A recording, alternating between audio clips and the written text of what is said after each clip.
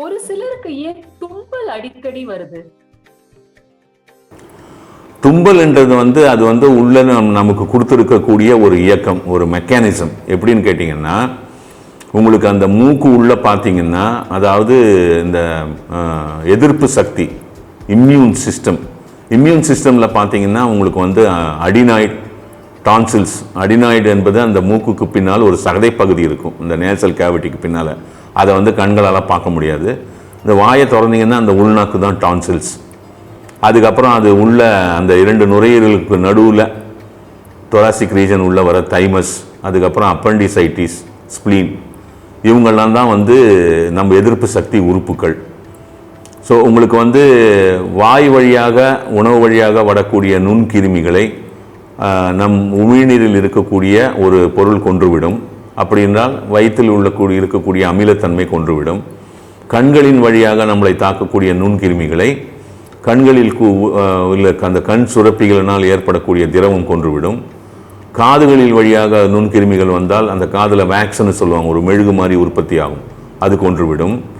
அதே மாதிரி மூக்கு வழியாக போகக்கூடிய, காற்றில் போகக்கூடிய நுண்கிருமிகளை இந்த அடினாய்டு என்று அழைக்கக்கூடிய அந்த சதை சம்மந்தப்பட்ட அந்த உறுப்பு அதை ஃபில்டர் பண்ணிடும். உங்களை அது அங்கே தடுத்து நிறுத்திடும், எதையும் உள்ளே விடாது.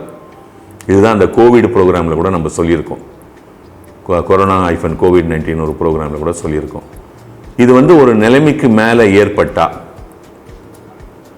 ஒரு நிலைமைக்கு மேலே சேர்ந்து போச்சுன்னா இதை பாடி டிஸ்சார்ஜ் பண்ணும். உடல் அதிலிருந்து அது தன்னை தூய்மைப்படுத்தி கொள்ள வேண்டும். அப்பொழுது தும்பல் வழியாக அந்த நீர்க்கோவையை ஏற்படுத்தி அந்த தும்பும்போது நிறைய ட்ராப்லெட்ஸ் வெளியே வரும். அது வழியாக அந்த அக்யூமுலேட்டட் அந்த மைக்ரோபியல் லோடு, நுண்கிருமிகளின் அந்த சேர்மானத்தை வெளித்தள்ளிவிடும் உடல். இதுதான் உங்களுக்கு தும்பலினுடைய மெக்கானிசம். இதுக்காக தான் அந்த தும்பல் என்ற அமைப்பை இயற்கை நம்ம உடலுக்கு கொடுத்துருக்கு. அந்த அடினாய்டை தூய்மைப்படுத்தி கொள்கிறது உடல். இது இந்த மெக்கானிசம் தவறான ஒரு சில தூண்டுதலினால் தூண்டப்பட்டால் அடிக்கடி அந்த தும்பல் வந்துக்கிட்டே இருக்கும். உங்களுக்கு ஜலதோஷம் ஏற்பட்டு விட்டால் அதிகமாக தும்புவீங்க. ஏன்னா அவ்வளோ நீர்க்கோவை ஆகிவிட்டது, அவ்வளோ நுண்கிருமிகள். அது ஒரு பாக்டீரியல். கொரோனான்றதே அந்த கோல்டு வைரஸ் தான்.